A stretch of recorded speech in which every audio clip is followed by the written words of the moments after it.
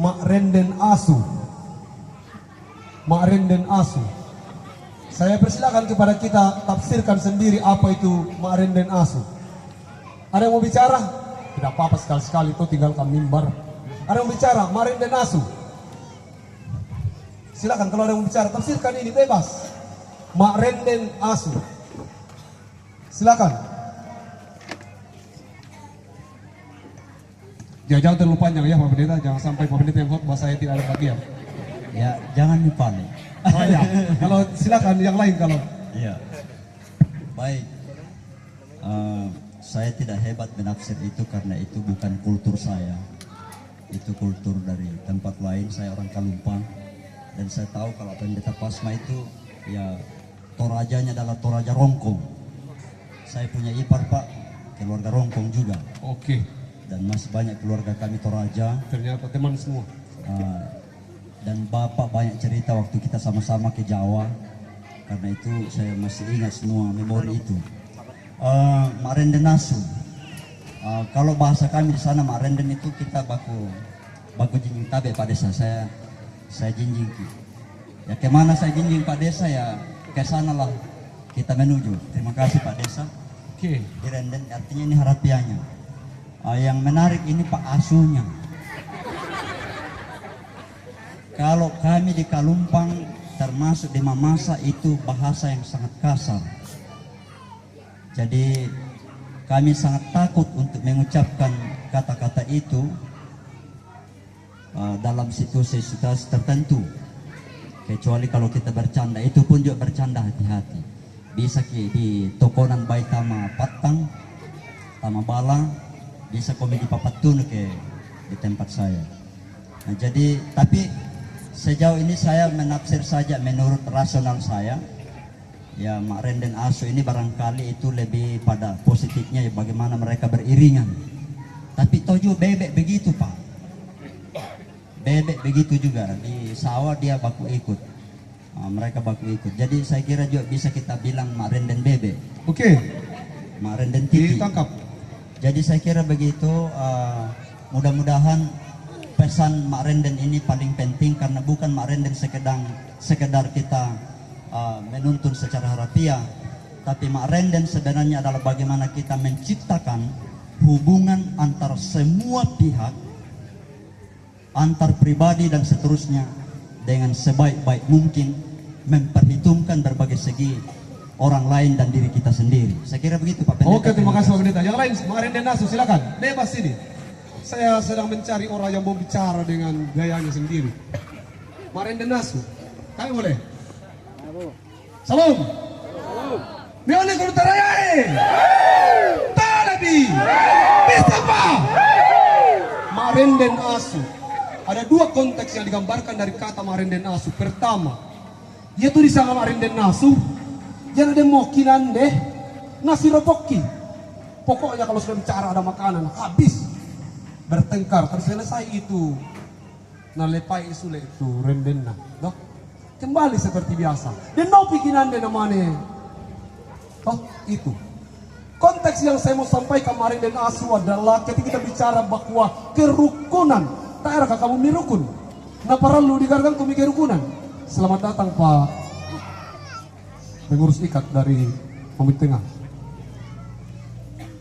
Apakah kita merasa bahwa karena kita tidak rukun maka penting ada kerukunan? Waku sama kuna. Saya kira bahwa kita semua rukun. Orang Toraja kemanapun pergi adalah orang Toraja yang rukun. Tapi kenapa harus ada kerukunan? Mak Renden Asu tadi itu sudah ada konsepnya. Mak Renden itu bisa juga dengan bicara persaudaraan seperti anjing. Gambaran orang yang tidak pernah tenang.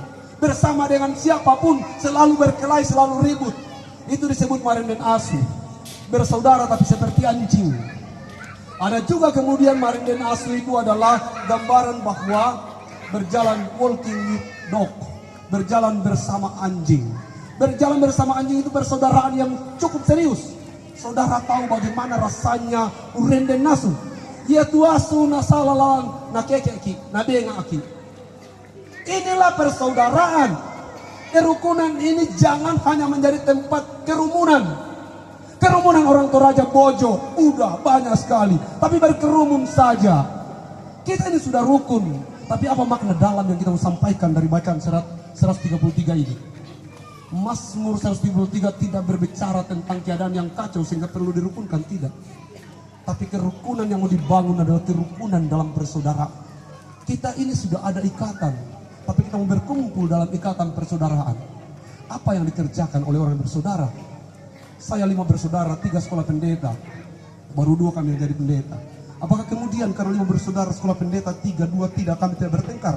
Kami selalu berkelahi, kami laki-laki semua. 4 laki-laki, 1 perempuan. Apakah kami tidak berkelahi? Kalau kami sekolah pendeta, kami berkelahi. Tetapi sebagai orang bersaudara sudah berkelahi. Bro, sini. Wah, takut sang mayo, sang maire atau, begitu. Kita juga dipanggil untuk itu. Kita pasti berbeda, kita akan bermasalah. Ke depan kita akan berjumpa dengan berbagai persoalan. Kita berkumpul dari latar belakang berbeda, sekalipun kita sama-sama Toraja. Jangan berpikir bahwa karena kita sudah diikat dalam sebuah ikatan yang disebut ikat Toraja menuju tengah, lalu kemudian kita tidak akan berbeda. Kita akan berbeda. Dan itulah perlu kerukunan ini. Bukan supaya kita tidak bertengkar, tidak. Supaya kalau kita ada masalah, kita kembali berkata, hei, rara nabuku, lasiumpu sulit. Yang menokot raya kumuyana den tahu to masiulu si salah-salah dak mu tamalin tangana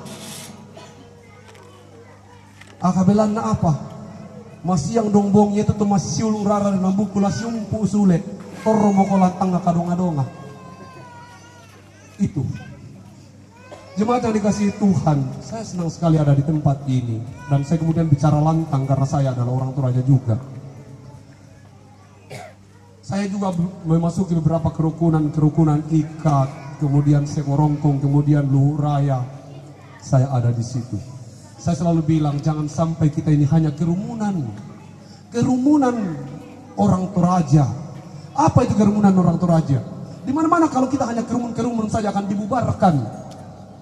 Kita mau bahwa kerukunan ini dibangun dalam rasa persaudaraan, persaudaraan yang rukun. Orang bersaudara ini juga kalau kita bikin kerukunan, jangan kemudian kita berpikir bahwa ya kita akan cocok-cocok semua nih. Satu misi, satu arah akan berbeda. Pilihan bisa berbeda. Tapi sebagai orang bersaudara, hari ini kita berbeda bro. Tapi kau adalah saudaraku. Biar kita hari ini berkelahi. Besok kalau kau menikah saya akan datang. Walaupun kau akan marah kalau saya datang, tapi saya tetap datang. Kenapa? Kau saudaraku. Kan begitu.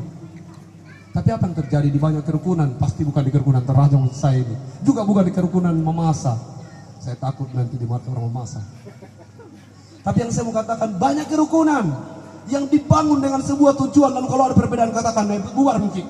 Wih, apa gunanya kita bikin ini? Kita ternyata tidak bisa diatur dan seterusnya. Memang tujuan sebuah kerukunan itu dibangun adalah untuk membangun kasih persaudaraan. Dalam kasih persaudaraan itu akan ada perbedaan. Dan kalau ada perbedaan justru disitulah kasih persaudaraan dipertontonkan.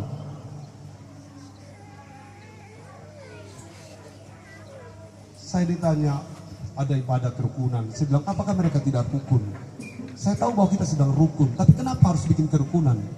Agar di dalam kerukunan itu kita membangun satu tingkatan yang lebih tinggi. Yaitu kasih dalam perbuatan mental dan spiritual. Bergabung bersama. Kita mau menyatakan bahwa orang Toraja itu saling mengasihi.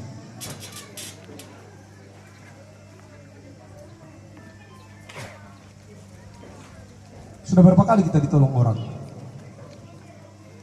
Banyak kali. Sudah berapa kali kita menolong orang? Banyak kali juga. Sudah berapa kali kita ditolong Tuhan? Ya? Setiap saat. Sudah berapa kali kita menolong Tuhan?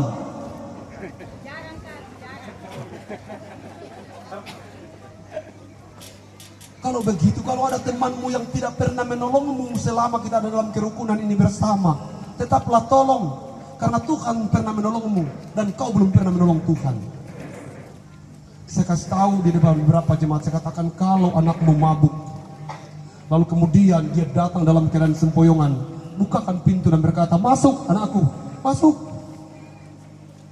Saya tahu setiap hari engkau mabuk, duduk di sini dekat papa. Ada satu hal saya mau tanyakan ke kamu bersama dengan mamamu. Hari ini anakku, saya tahu kau mabuk Dan entah berapa lama lagi engkau akan melakukan hal yang sama.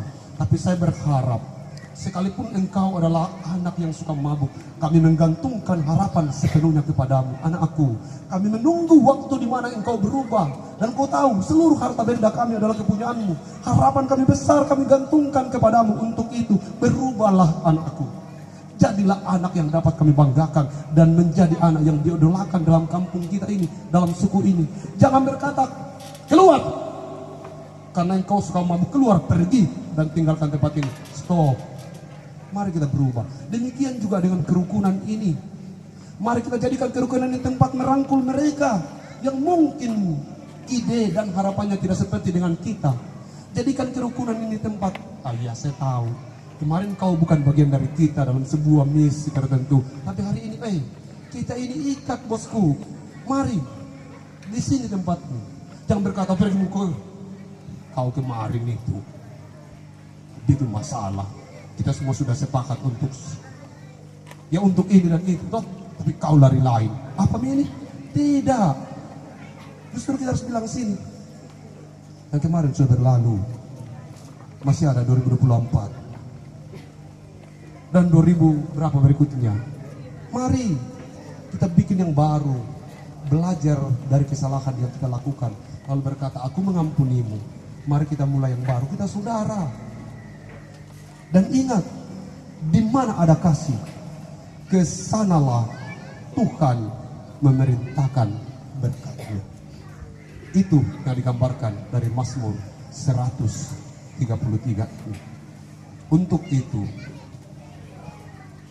harusnya ikatan keluarga ini, keluarga Toraja ini, menjadi gambaran yang mendatangkan sukacita. Seperti minyak yang baik yang meleleh ke janggut, yang ke leher janggut Harun dan ke leher jubahnya. Seperti embun gunung Hermon. Apa itu? Gambarannya adalah bahwa harusnya perkumpulan ini, kita sebut dulu perkumpulan, kerukunan ini menjadi berkat. Kerukunan ini menjadi berkat. Itulah tujuan kita membuat kerukunan kemanapun kita pergi. Jika kita diselamatkan dengan peristiwa kematian Tuhan Yesus di kayu salib, itu keselamatan pertama. Nikmat pertama yang kita terima adalah keselamatan yang diberikan Kristus di kayu salib. Nikmat kedua adalah keluarga. Kita sebut ini adalah ikatan keluarga. Biar kita sudah diselamatkan, tapi kita tidak punya keluarga, kita seperti manusia yang tidak punya arti. Kita melakukan banyak hal di luar hanya untuk menceritakan bahwa Tuhan memberkati keluargaku. Demikian juga sekarang. Di ujung khotbah ini saya mengatakan, mari kita terima kenyataan bahwa di dalam kerukunan ini kita akan menerima sebuah kenyataan yang disebut ma'renden asu. Ma'renden asu itu artinya tadi sudah jelas. Sering mungkin kita akan bermasalah, bertengkar, tapi kita akan kembali baik karena kita adalah saudara. Sering dalam perjalanan ini kita akan menuntun anjing. Anjing yang disebutkan ini hanyalah dalam tanda kutip, yang mungkin pemimpin atau orang yang ma'rendennya akan digigit.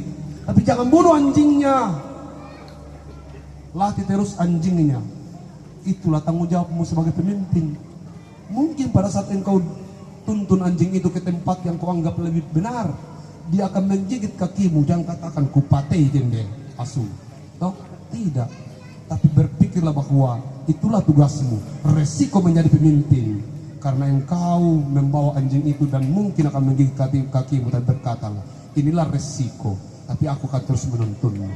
Mari kita pakai kerukunan keluarga ini untuk membuktikan bahwa kemanapun orang Toraja pergi, ke situ berkat Tuhan mengalir. Karena dia akan melakukan hal-hal yang memberkati orang lain.